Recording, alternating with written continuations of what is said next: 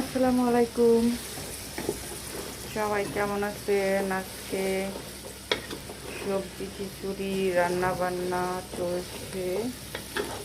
দেখেন, নানান রকমের সবজি দিয়েছি, তারপরে সুন্দর করে কষিয়ে নিচ্ছি। এরপরে আমি ডাল, এখানে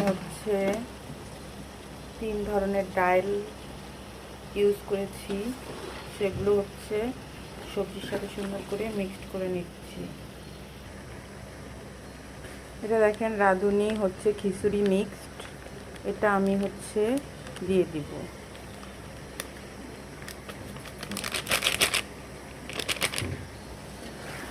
তারপরে সুন্দর করে নেড়েচেড়ে নিচ্ছি।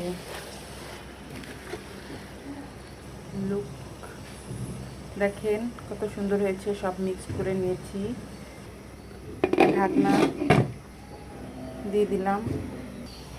নর্মাল যে ভাতের চালটা আমরা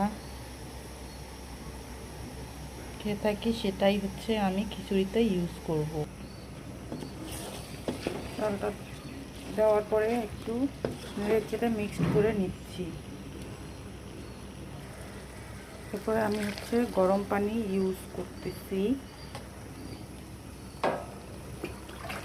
সাধারণত খিচুড়িতে গরম পানি ইউজ করলে ভালো হয়। তারপরে আমি ঢাকনা দিয়ে ঢেকে দিয়েছি সুন্দর করে। এটা ফাইনাল লুক খিচুড়ির। দেখেন, কালারটা অসাধারণ হয়েছে, মাশাআল্লাহ।